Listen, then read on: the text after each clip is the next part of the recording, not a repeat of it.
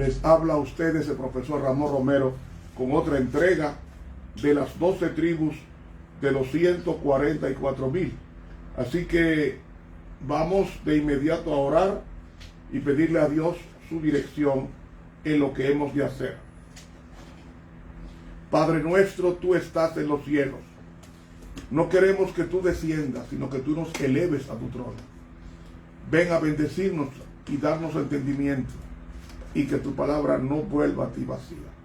Oración presentada a través de los méritos de Jesús. Amén. Bien, mis hermanos, recuerda la última tribu que nosotros conversamos la semana pasada fue de la tribu de Neftalí. La tribu de Neftalí. Hoy vamos a pasar a la tribu de José. Leemos en Génesis 30, del 22 al 24, lo siguiente.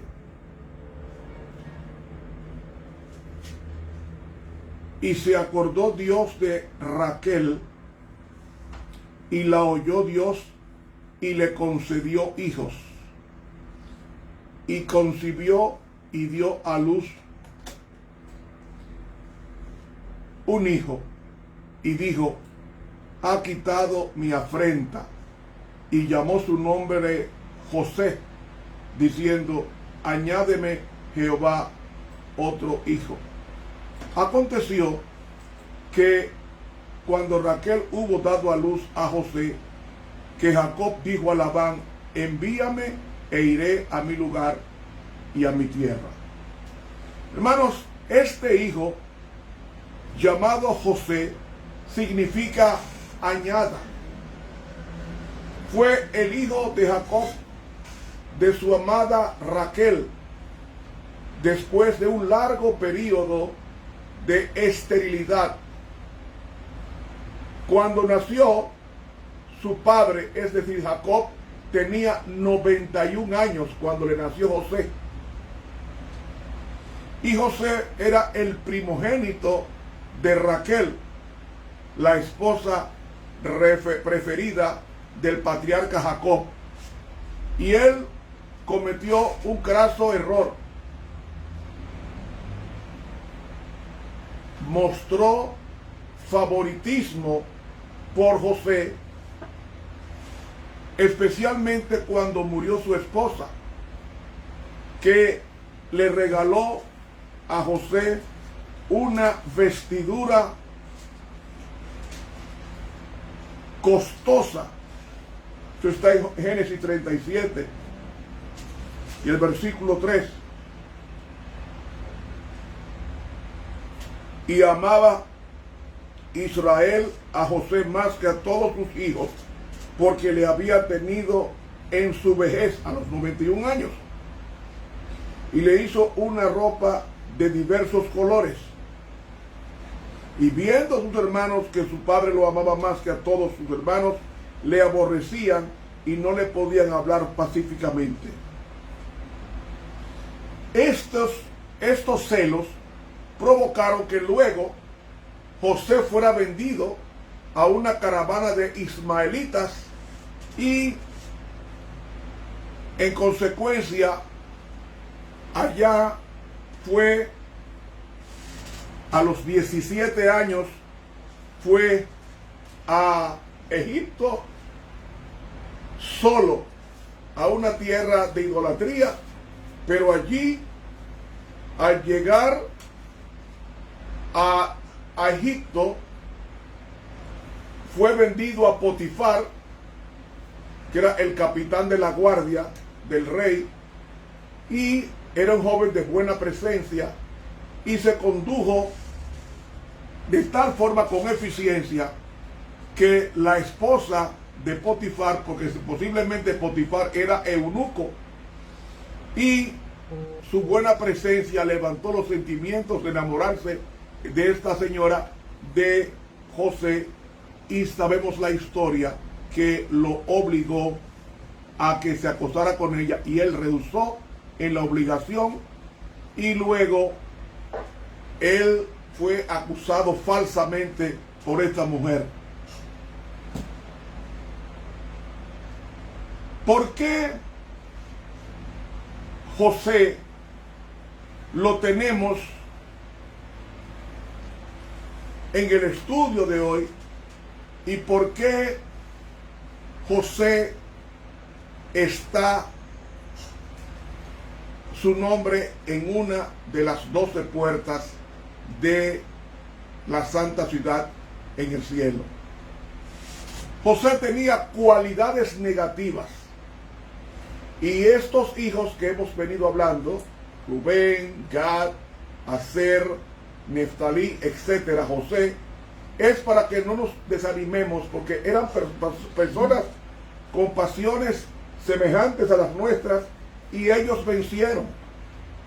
Y si tú tienes uno de los defectos que hemos hablado en el devenir de los días sobre cada característica, entonces si triunfamos, Dios desconocerá esos pasivos de carácter y el Señor va a terminar su obra en nosotros como terminó en cada uno de ellos.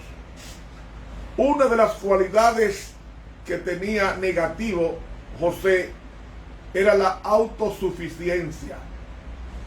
Presumía. Y en parte el papá tiene culpa de eso. En el libro Patriarcas y Profetas, la sierva de Dios nos dice con relación al carácter de José, en la página 214, lo siguiente: pero en la providencia de Dios, aún esto había de ser una bendición para él. Aprendió en pocas horas lo que de otra manera le hubiera requerido muchos años.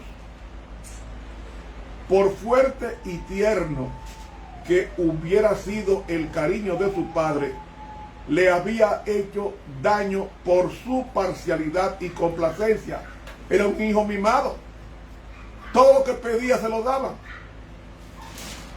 Aquella preferencia poco juiciosa había enfurecido a sus hermanos y los había inducido a llevar a cabo el cruel acto que lo alejaba ahora de su hogar. Sus efectos se manifestaban también en su propio carácter. En él se habían fomentado los defectos que ahora debía corregir. Estaba comenzando a confiar en sí mismo y a ser exigente. Dos pasivos: autosuficiente y exigente.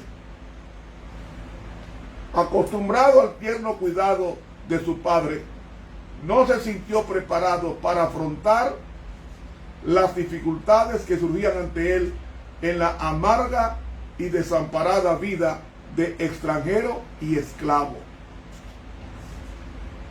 Hermanos, vemos el daño que se le hace a los hijos con la preferencia de uno de ellos. Eso levanta desazón en los demás y repetiría el rechazo a ese privilegiado, porque Dios no quiere que nosotros tengamos acepción de personas, porque Dios tampoco hace acepción de personas. Tenemos que querer a los hijos iguales, sean 2, sean 4, sean 10, a todos iguales. En la página 209 del mismo libro ya nos dice: sin embargo, hubo uno de carácter muy diferente, a saber, el hijo mayor de Raquel, José.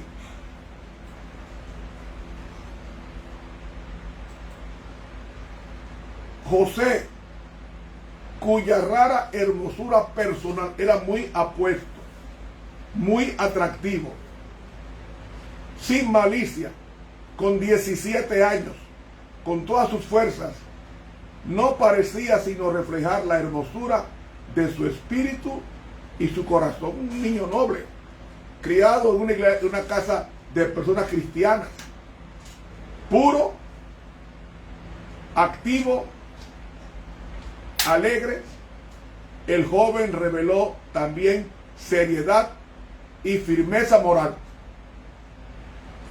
Escuchaba las enseñanzas de su padre y se deleitaba en obedecer a Dios. Las cualidades que le distinguieron más tarde en Egipto, la benignidad, la fidelidad y la veracidad, aparecían ya en su vida diaria.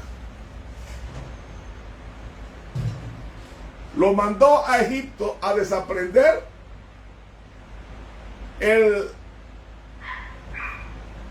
la protección del padre y lo hizo madurar. Dice la sierva de Dios que él decidió camino a Egipto ser fiel a Dios en esa tierra pagana. Él decidió ser fiel a Dios.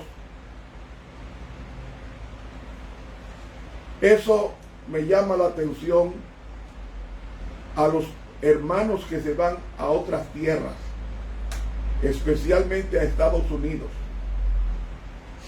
Se lleva del adagio que dice: al país que fuere, haz lo que vieres. No, el cristiano tiene que ser como José. Lo que aprendió en su casa debe reflejarlo fuera de ella, sea la calle, sea en la iglesia, sea donde Estados Unidos, sea Europa, donde esté. El cristiano tiene un norte: servir a Dios. Por eso Dios premió a José.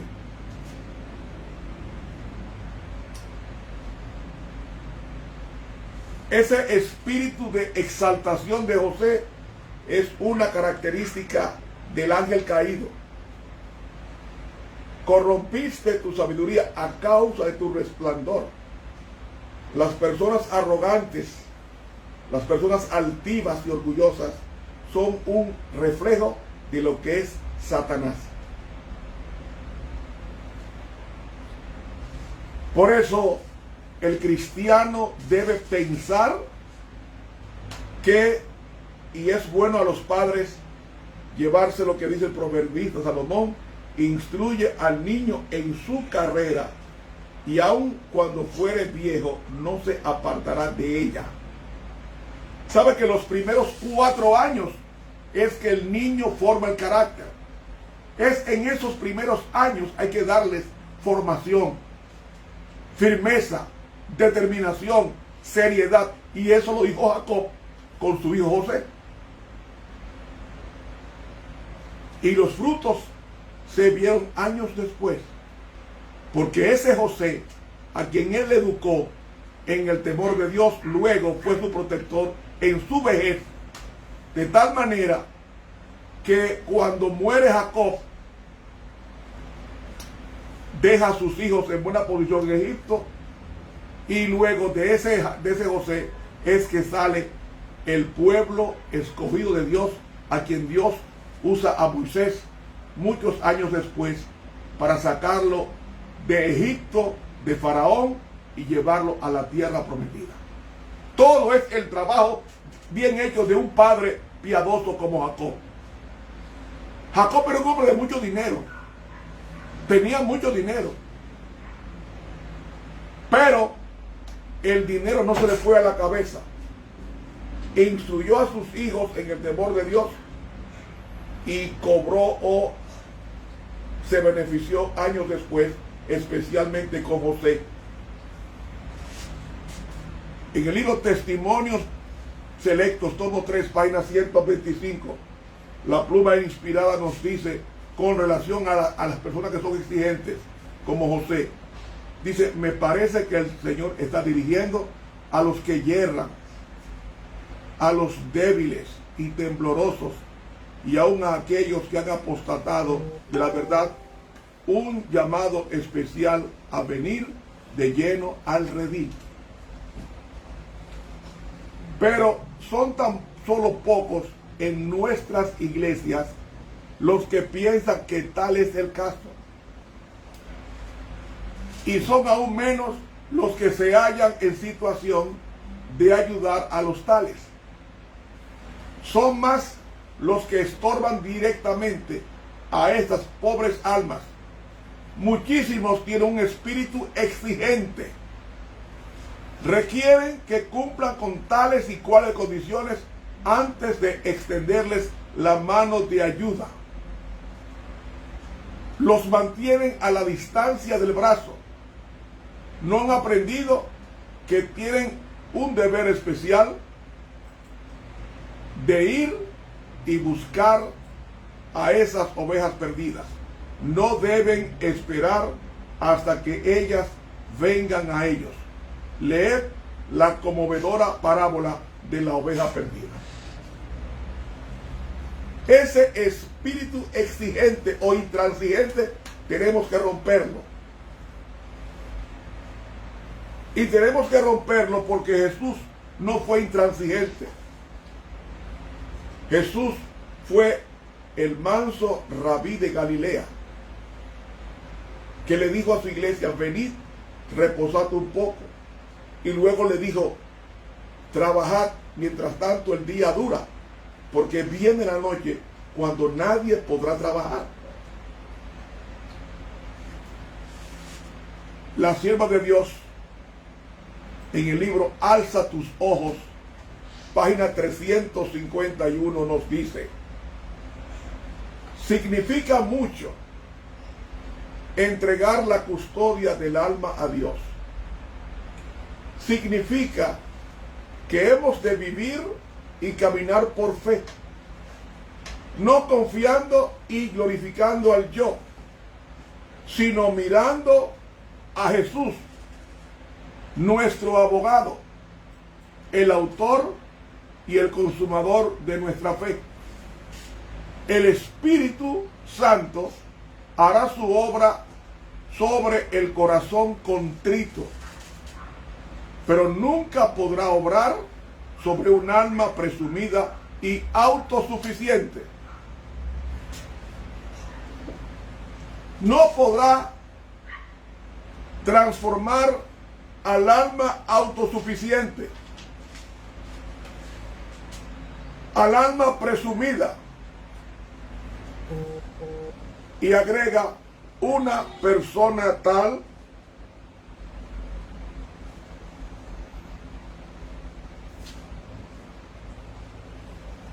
tratará de mejorar por su propia sabiduría, se interpone así entre su alma y el Espíritu Santo y le impide obrar.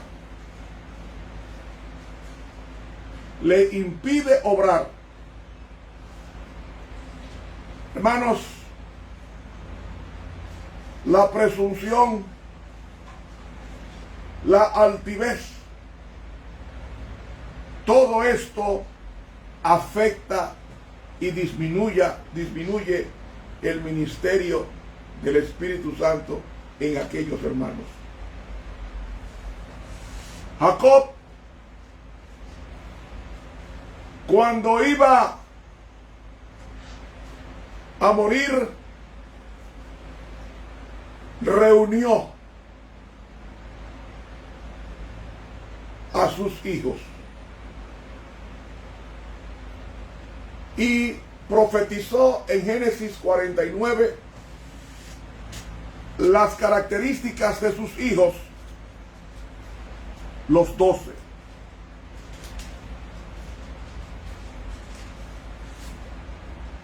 De Rubén, por haber envilecido tocando la esposa de su papá, fue descalificado como líder por su debilidad. Simeón y Leví. Simeón sin descendencia notable de Leví, porque echó su suerte con Dios en el becerro de oro. Descendieron a Aarón, Moisés, Elí y Juan el Bautista. De Judá, descendió David, descendió Jesús. Por eso no será quitado el cetro de Judá, es decir, el cayado largo, y el legislador de entre sus pies, hasta que venga Silo, que es el Mesías, y a él se congregarán los pueblos. Zabulón en puertos de mar habitará, y Sacar, asno huesudo. Dan juzgará a su pueblo, de ahí descendió Sansón. Gad,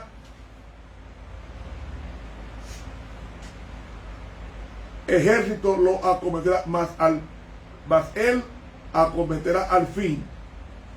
Aser será su pan grueso, habitará donde habrá mucha comida. Neftalí, que fue el que dimos nosotros la semana pasada, de ahí descendió Barak. Y hoy nos toca José. José.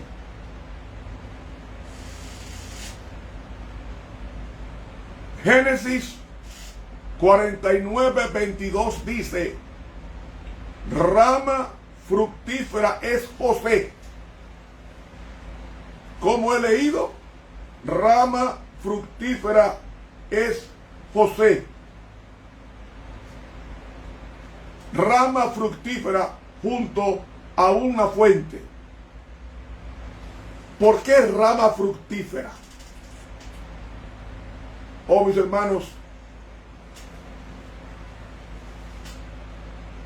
de esta tribu vemos bendiciones ilimitadas para José, porque nos dice rama fructífera junto a una fuente, una tribu que se multiplicó rápido, y dice cuyos vástagos se extienden sobre el muro, de tantos que eran. Pero nos dice, lo asaetearon y le aborrecieron quienes, los arqueros. Dice esto una profecía de que la victoria de la tribu de José sería sobre todos sus enemigos. Y eso nos da a entender que José sería una tribu numerosa que vencería al enemigo.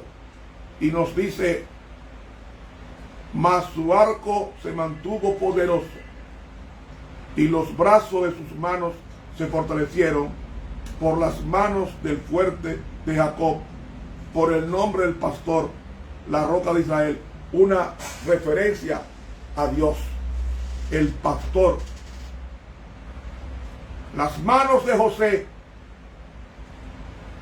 fueron fortalecidas por el pastor que menciona, fuerte de Jacob y roca de Israel. En Deuteronomio capítulo 32 identificamos a la roca, cuando ésta nos dice en el versículo 4, Él es la roca cuya obra es perfecta, porque todos sus caminos son rectitud, Dios de verdad y ninguna iniquidad en él, es justo y recto. ¿Quién es la roca? Cristo es la roca. De ahí que dice, por las manos fuertes, por el nombre del pastor, la roca de Israel, por el Dios de tu Padre, el cual te ayudará, por el Dios omnipotente, el cual te bendecirá, con bendiciones de los cielos de arriba, con bendiciones del abismo abajo, hasta el término de los collados eternos. Serán sobre la cabeza de José y sobre la frente del que fue apartado de entre sus hermanos. Hermanos, las bendiciones que su padre patriarca imploraba por José habrían de sobrepujar las bendiciones que sus padres le habían transmitido a él. A José se refiere literalmente como el que fue separado, Nazir, que significa Nazareo. José es designado así. Por tanto, aquí, como en Deuteronomio 33, 16, que dice: y por los regalos de la tierra y su plenitud, y la gracia del que habitó en la zarza, venga sobre la cabeza de José y sobre la mollera del apartado de sus hermanos. Esto nos da a indicar que preservó la virtud y la piedad en un país lejano, pagano, llamado Egipto. Y hermanos, cuando su padre Jacob pronunció las bendiciones de José,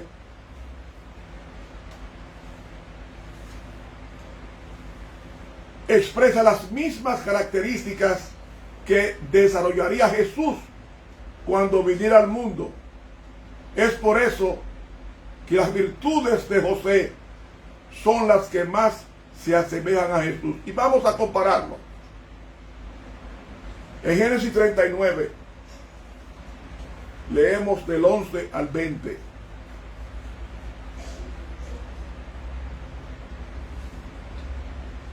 Dice así: aconteció que entró él un día en casa para hacer su oficio, y no había nadie de los de casa allí.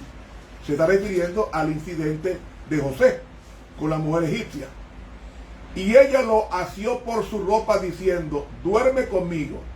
Entonces él dejó su ropa en las manos de ella y huyó y salió. Para que ustedes entiendan cómo era esa mujer vestía. Su ropa era tan fina que el vestido pasaba por el ojo de un anillo sin problema. Intente usted tomar un anillo e intente pasar una blusa por ahí, se va a atascar, o una falda, o un vestido.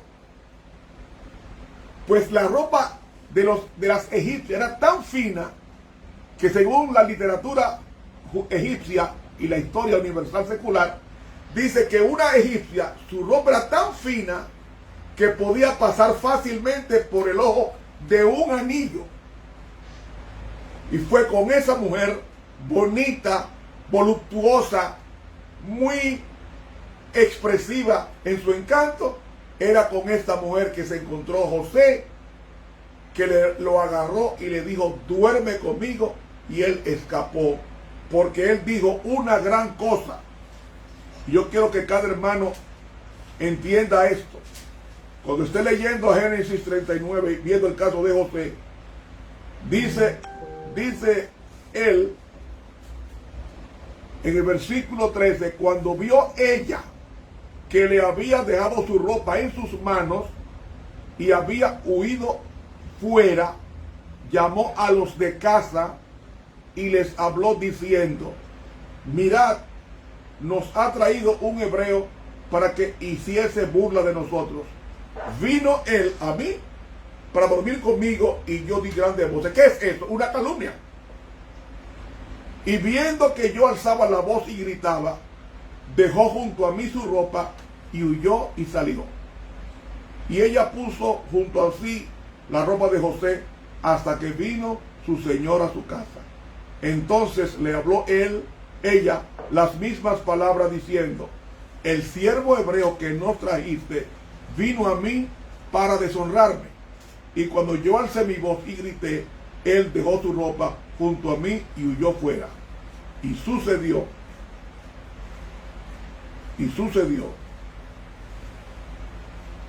que cuando oyó el amo de José las palabras de que su mujer le hablaba, diciendo: así me ha tratado tu siervo, se encendió su furor, y tomó su amo a José y lo puso en la cárcel donde estaban los presos del rey, y estuvo allí en la cárcel.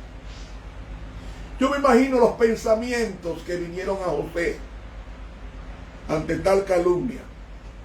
Pero José había sido instruido por su padre a soportar. En el libro Reflejemos a Jesús, página 343, la pluma inspirada nos dice: Dios nos ha liberado de las cargas, nos ha dado libertad. Nuestros enemigos pueden triunfar, pueden hablar palabras mentirosas y sus lenguas calumniadoras pueden idear fraudes, calumnias y estratagemas, pero no lograrán movernos, porque sabemos a quién hemos creído. No hemos trabajado ni corrido en vano. Jesús nos conoce. El día del ajuste de cuentas se aproxima y todos serán juzgados de acuerdo con las obras que se han hecho en el cuerpo. ¿Usted entendió? No se irrite cuando usted sea calumniado. No se irrite, porque el mismo Jesús enseñó a su iglesia en el Sermón del Monte, en el capítulo 5 de Mateo, versículo 11: Bienaventurados sois cuando os calumniaren y os persiguieren y dijeren de vosotros todo mal por mi causa, mintiendo. Es una obra del enemigo de que seamos acusados, como lo fue José. Y Jesús le está diciendo a su iglesia: bienaventurados. Bienaventurados sois cuando por mi causa os vituperen. Vituperar significa calumniar.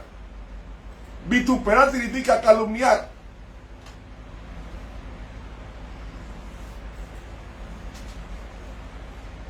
Y os persigan. ¿Qué más dice? Nos dice: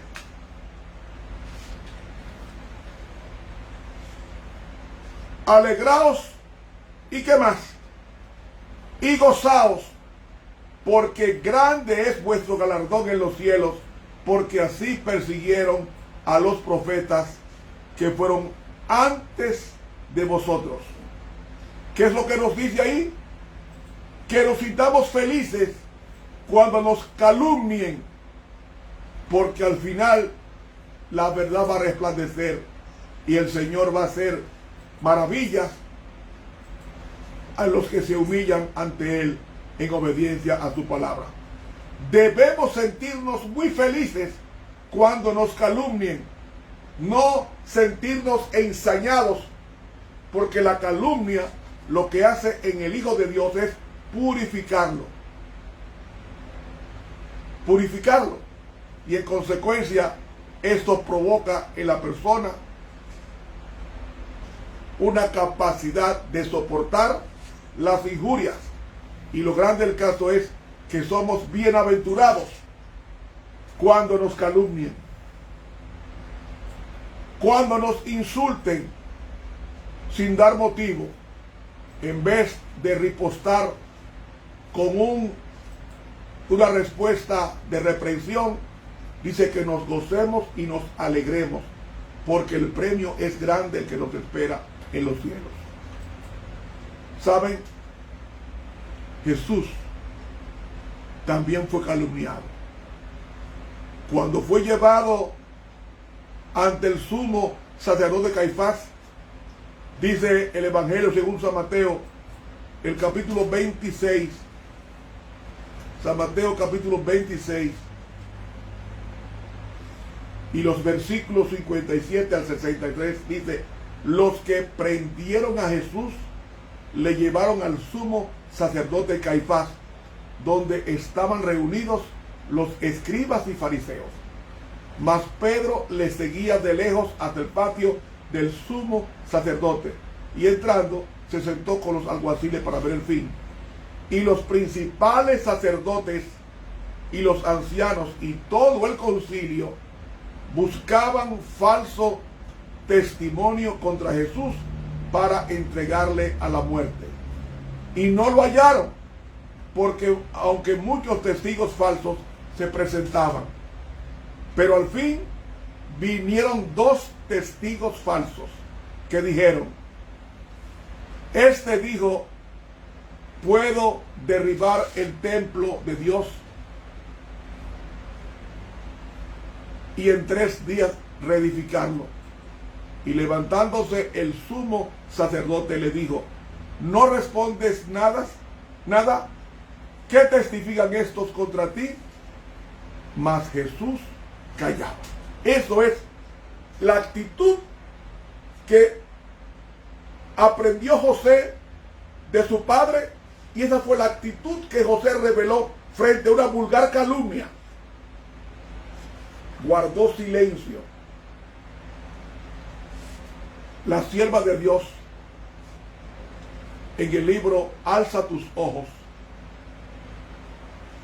en la página 315, nos dice: la envidia, las sospechas, las calumnias y las críticas, que no se nombren siquiera entre los discípulos de Cristo. ¿Cuáles son los defectos? La envidia, las calumnias y las críticas, que no se nombren siquiera entre los discípulos de Cristo. Pero hay gente que calumnia y creen que Dios, porque perdona, podemos seguir dañando reputación. Pero oiga esto: aunque Dios perdona el pecado, no evitará las consecuencias. Dice: estos defectos son la causa de la presente debilidad de la iglesia. Hermano que le gusta calumniar, hacer daño al otro. Y dice aquí: tenemos un modelo perfecto, la vida de Cristo. Debe ser ferviente deseo nuestro hacer lo que Él hizo, vivir como Él vivió, a fin de que otros, al ver nuestras buenas obras, puedan ser inducidos a glorificar a Dios. La bendición del Señor descansará sobre nosotros en la medida en que tratemos de bendecir a otros, cumpliendo la obra que Cristo nos enseñó a hacer al venir a este mundo. He leído Alza tus ojos, página 315 de la Pluma Inspirada. Hay que cuidar la lengua. Hay que dejar de ser correveidile. Si usted va a decir algo que no ayuda, cállese. Y ante la injuria y la ofensa, guarde silencio. Usted está imitando a Cristo. La sierva de Dios, en el libro Testimonios para la Iglesia, en el tomo 5 y en la página 89, una tremenda cita que quiero leer a ustedes. Dice así: me duele decir que hay lenguas indisciplinadas entre los miembros de la iglesia. Hay lenguas falsas que se alimentan de la maldad. ¿Dónde? Dentro de la iglesia. ¿Quién fue el que entregó a Cristo por 30 piezas de plata? Fue uno que estaba en la iglesia llamado Judas. ¿Quiénes fueron los que iban a matar a Moisés, a Josué, a Caleb y a los demás? A Aarón y sus hijos, el mismo pueblo de Dios. ¿Quiénes persiguieron a Elías?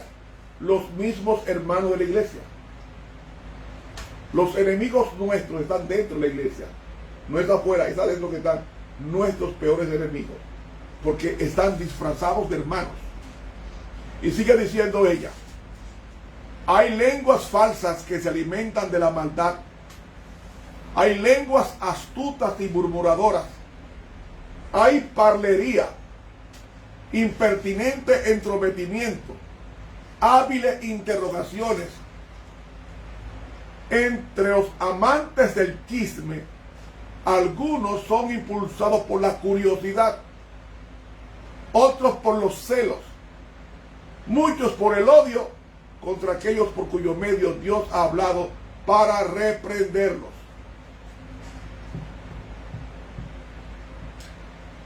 Todos estos elementos discordantes trabajan.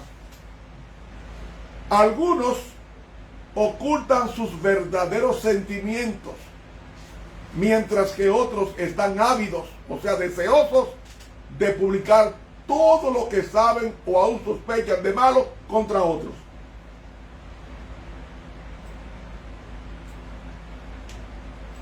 ¿Quiere ver cómo se abre el chisme? Un chisme santo.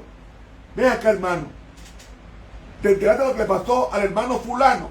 No, ¿qué pasó? Cayó en pecado, en en adulterio. Vamos a orar por él para que Dios lo cuide y lo saque del pecado. ¿Es un chisme? Porque usted no tiene que decir el nombre del hermano que cayó. Simplemente decir, oremos por los hermanos, por un hermano que tiene problemas espiritual muy grande, muy serio. Vamos a orar por ese hermano. No tiene que decir nombre, ni con quién cayó. Pero el morbo decora la información. Oye, ¿tú supiste lo que le pasó a fulano? ¿Qué pasó? Oh, pero que yo en adulterio. Eso está bueno que le pase porque era muy enamorado. Vamos a orar por él. Ese chisme es lo que está hablando aquí ella en este libro. Mientras que otros están ávidos de publicar todo lo que saben o aún sospechan de malo contra otros. Son correveidiles. Vi que hasta el espíritu de perjurio, capaz de cambiar la verdad en mentira, lo bueno en malo, la inocencia en crimen, está ahora activo en el seno de la iglesia, hermano. Satanás se regocija por esa condición de los que profesan ser el pueblo de Dios. Entonces Satanás se regocija por esa condición de los que profesan ser el pueblo de Dios. Y agrega, muchos que están descuidando sus propias almas, buscan ávidamente una oportunidad de criticar y condenar a los demás. Todos tienen defectos de carácter y no es difícil hallar algo que los celos puedan interpretar para su perjuicio. Dicen estos, ahora que se han constituido jueces, tenemos los hechos. Vamos a basar en hechos una acusación de la cual no se podrá limpiar. Esperan una oportunidad adecuada y entonces presentan su fardo de chismes y sacan sus calumnias. En su esfuerzo por asentar un argumento, las personas que tienen por naturaleza una imaginación viva están en peligro de engañarse a sí mismos y a los demás. Recogen expresiones descuidadas de otra persona, sin tomar en cuenta que a veces ciertas palabras pueden haberse dicho con premura y que por lo tanto no reflejan los verdaderos sentimientos del que habló. Pero estas observaciones que no fueron premeditadas y que con frecuencia son tan triviales que no valen la pena de tenerse en cuenta, son miradas a través del vidrio de aumento de Satanás, exageradas y repetidas, hasta que un terrón se transforma en una montaña.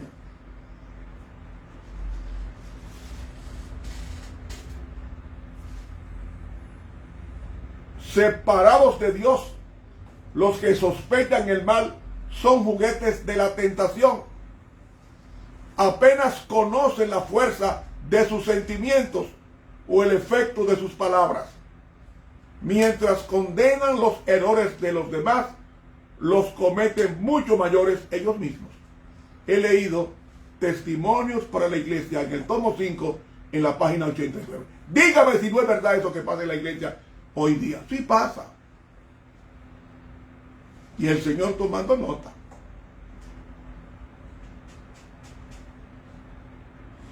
Cuando la Biblia dice en bendecid a los que os maldicen, dice aquí,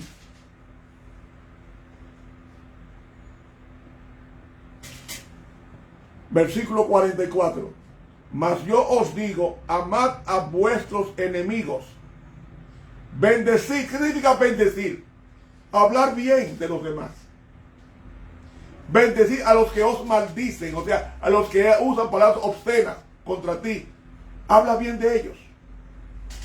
Haced bien a los que os aborrecen y rogad por los que os ultrajan y os persiguen, para que lleguéis a ser hijos de vuestro Padre que está en los cielos, que hace que su sol salga sobre malos y buenos y llueva sobre justos e injustos. Así es Dios. El sol no es para los adventistas, no. El sol es para el mundo entero. Porque Dios no es adventista, ni es católico, ni es testigo de Jehová. Dios es Dios.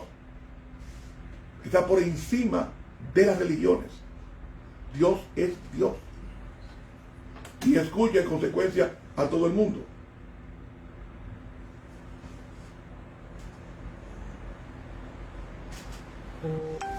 Qué cosa hermosa encontramos en José. En Génesis 45, comenzando en el versículo 4. Oiga qué lindo. Un joven que fue vendido por sus hermanos.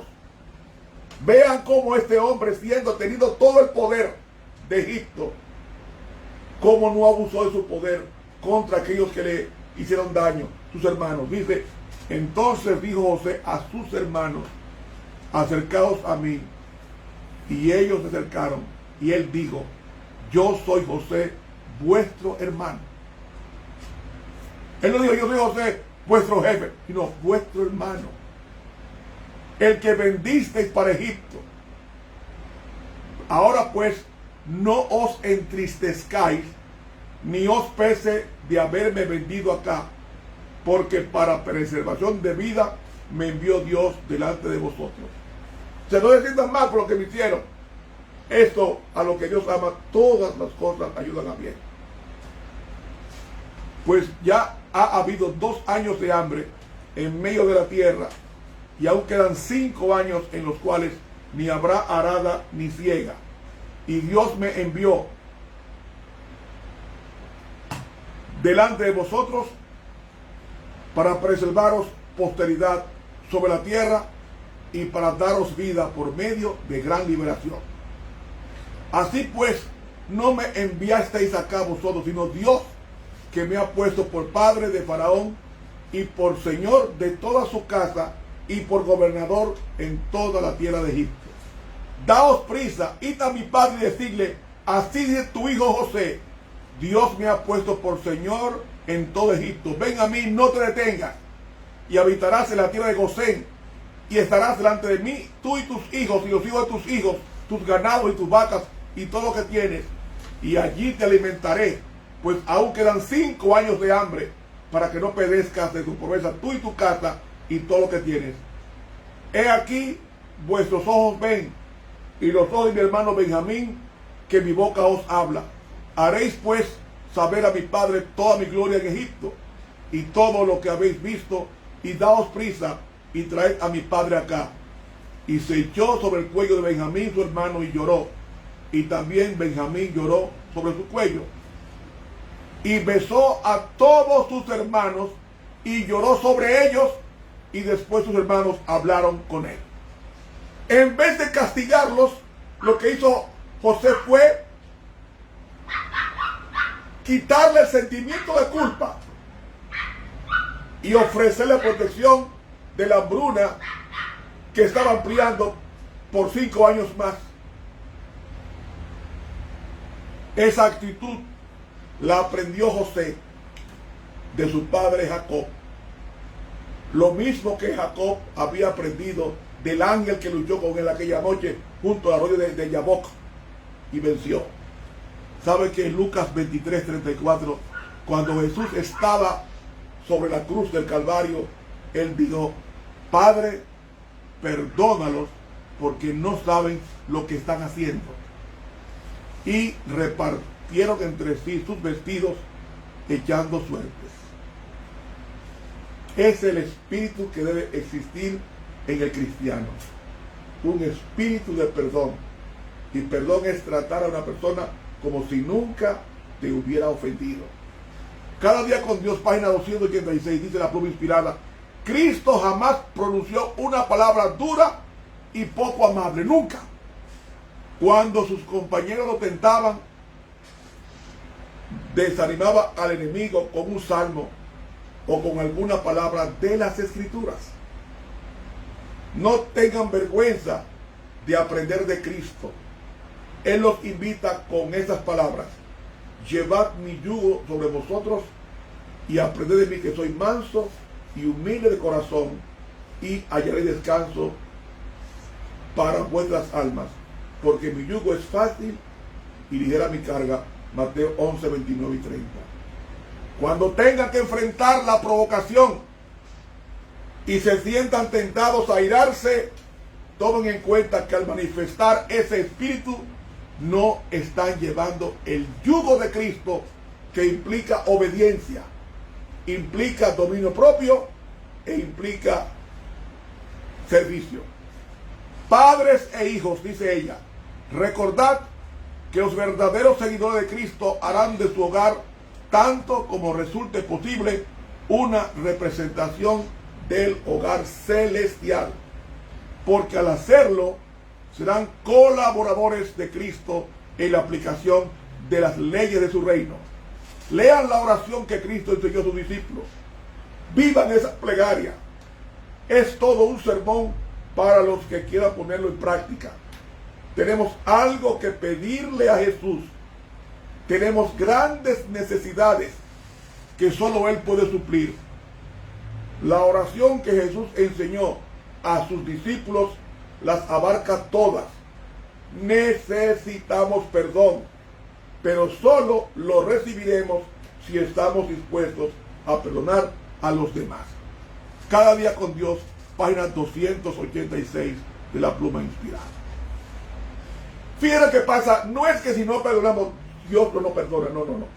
Eso es una incorrecta traducción. Vean lo que significa. El perdón es una persona. Cuando yo me niego a perdonar a alguien que me haya injuriado, es porque no tengo la persona perdón en mi corazón, que se llama Cristo.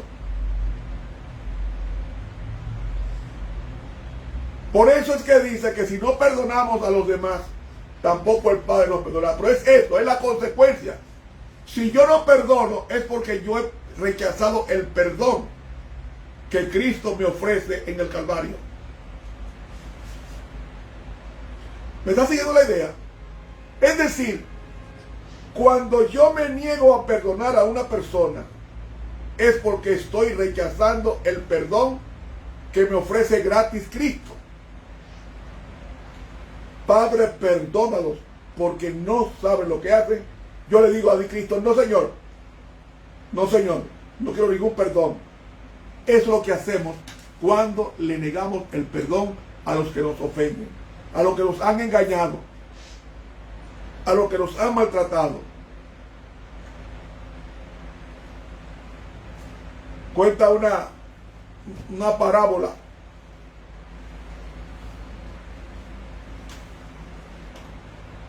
una conversación entre el camino y una flor.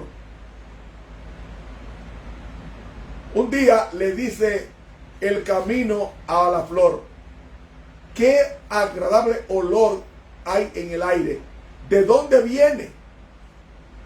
Y la flor le dice al camino: es que alguien me pisó y estoy exhalando perfume. Y el camino le dice a la flor: qué raro, porque por mí pasan muchos camiones y no, mientras más pasan, más duro me pongo. A lo que la flor le contestó: todo depende del material con que uno esté hecho. Los insultos, ¿qué hacen en ti? ¿Te endurece como el camino o te hace reflejar la fragancia de Cristo, que es paciencia, silencio, oración o pleito? Todo depende del material con que estamos hechos, le contestó la flor al camino. El sol, que ablanda la cera, endurece el barro. El problema no está en el sol, el problema está en el material que recibe el sol. Para unos, las pruebas los hace como el camino endurecerse. Para otros no.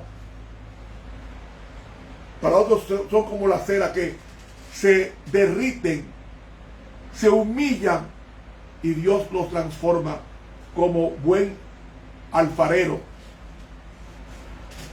que tiene que destruir el vaso y hacerlo de nuevo. Eso es lo que quiere hacer Cristo en tu vida y en mi vida. Podemos decir que no importa el orgullo que hayamos tenido o que tengamos, si vamos a Cristo tal como lo hizo José, Cristo nos va a quitar la autosuficiencia, nos va a quitar la exigencia y nos va a convertir en personas osadas, con un espíritu de perdón a los que nos calumniaron. Ese es el José cuyo nombre está escrito en una de las 12 puertas de la santa ciudad.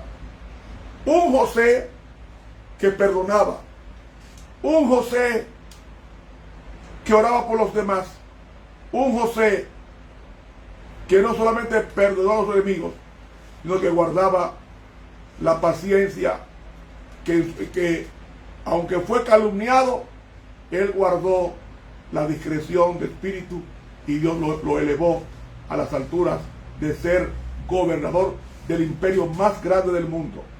¿Quién sabe lo que Dios te está preparando para ti si tú te sometes a la voluntad de Él? ¿Qué podemos decir de José, que lo hemos estudiado hoy? Podemos decir de José que debemos perdonar, debemos pasar por alto la injuria, tener un espíritu de amor hacia los demás, porque a lo que Dios ama, todas las cosas le ayudan a bien. Por eso su nombre está escrito en una de las 12 puertas de la santa ciudad. Y creo que cuando Juan escribió Apocalipsis, cuando escribe el capítulo 7, Juan dijo: de la tribu de José, 12,000 señalados. José tomó el puesto de Efraín. De la tribu de Efraín. ¿Por qué José tomó el puesto de la tribu de Efraín? Porque Efraín era una tribu idólatra. Y José, como Dios aborrece la idolatría, sustituyó a Efraín por José, y de autosuficiente fue el hombre osado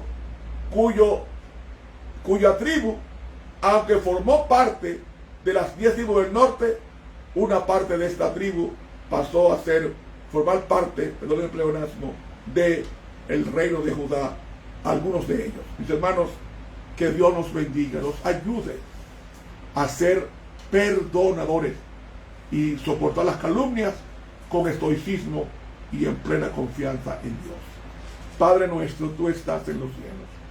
Danos el Espíritu de Cristo para perdonar, para pasar por alto las ofensas y para hacer de Cristo el centro de nuestra meditación.